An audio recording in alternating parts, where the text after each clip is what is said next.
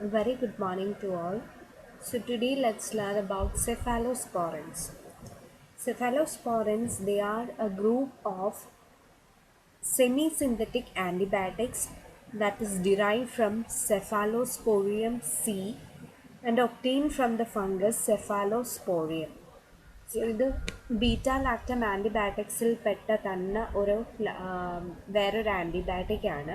They are semi-synthetic in nature and they are obtained from the fungus Cephalosporium.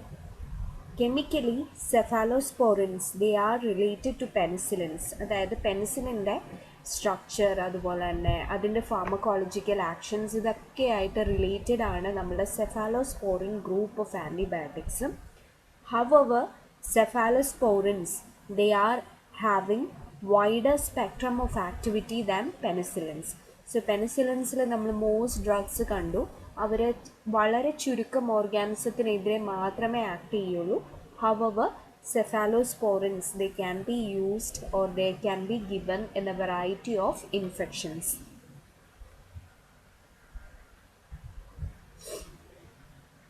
Coming to the mechanism of action, these drugs are bactericidal in nature. So bacteria നശിപ്പിക്കുന്ന drugs ആണ് ഇത്. Let's see how cephalosporins act.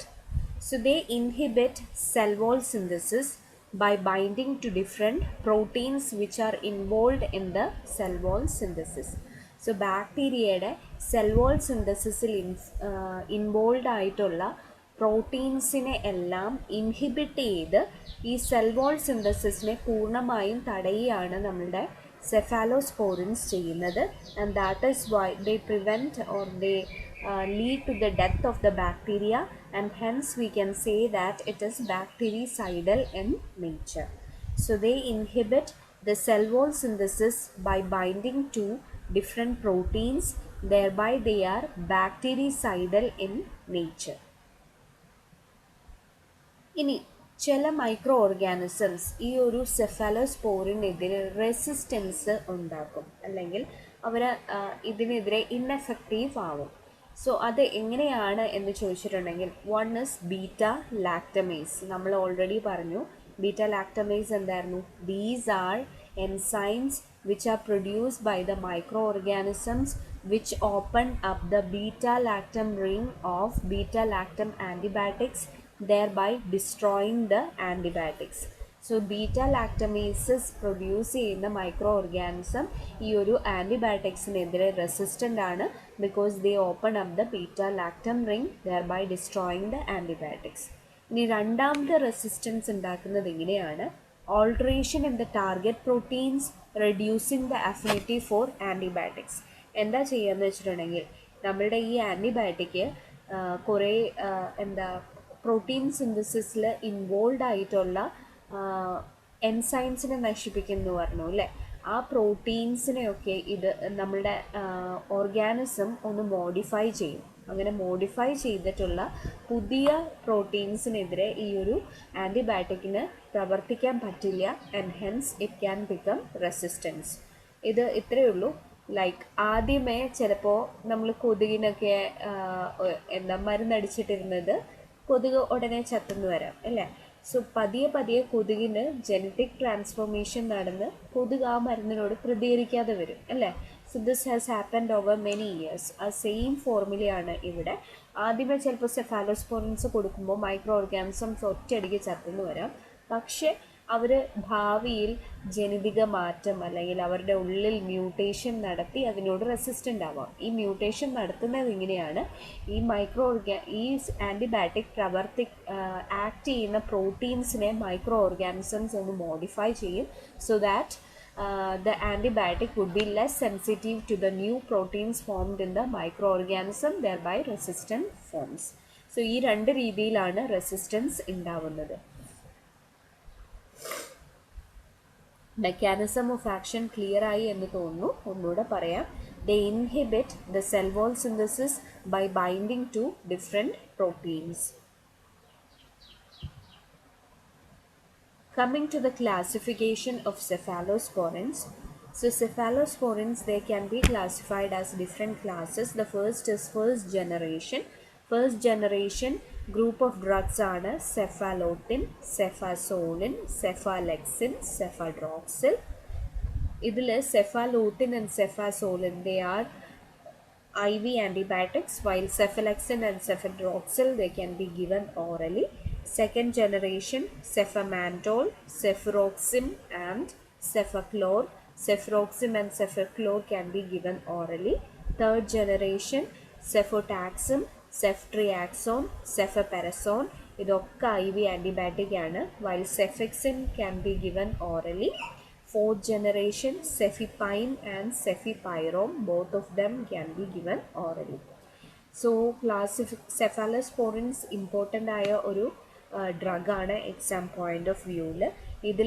ഇതിൽ classic ആയിട്ട് ഇതുവരെ ചോദിക്കുന്ന എല്ലാ ക്വസ്റ്റ്യൻസിലും കണ്ടിട്ടുള്ളത് give the classification of cephalosporins and give examples of oral and IV antibiotics that can be given in the group of cephalosporins. ഇങ്ങനെ സെപ്പറേറ്റ് ആയിട്ട് ചോദിക്കാറുണ്ട്. സോ ക്ലാസിഫിക്കേഷൻ പഠിക്കുമ്പോൾ ടെക്സ്റ്റിൽ അത് ക്ലിയർ ആയിട്ട് കൊടുത്തിട്ടുണ്ട്. ഓറൽ അതുപോലെ തന്നെ IV ഇങ്ങനെയാണ് ക്ലാസിഫിക്കേഷനിൽ തിരിച്ചു കൊടുത്തിരിക്കുന്നത്. സോ ആ ടേബിൾ ടെക്സ്റ്റിൽ തന്നിരിക്കുന്ന ടേബിൾ അതേപടി പഠിക്കണം. ക്ലാസിഫിക്കേഷൻ ചോദിക്കുമ്പോൾ ഓറലും IVയും സെപ്പറേറ്റ് ആയിട്ട് വേറെ വേറെ തിരിച്ച് ചോദിക്കും. സോ പ്ലീസ് നോട്ട്, ഇത് സെപ്പറേറ്റ് ആയിട്ട് ചോദിക്കുന്ന ഒരു ചോദ്യമാണ്. അതുകൊണ്ട് ആ ക്ലാസിഫിക്കേഷൻ ടേബിൾ തന്നെ പഠിക്കണം.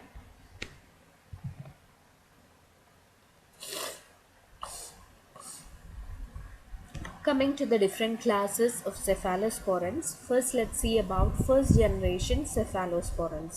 So this generation cephalosporins, they are highly active against gram-positive but weaker against gram-negative bacteria.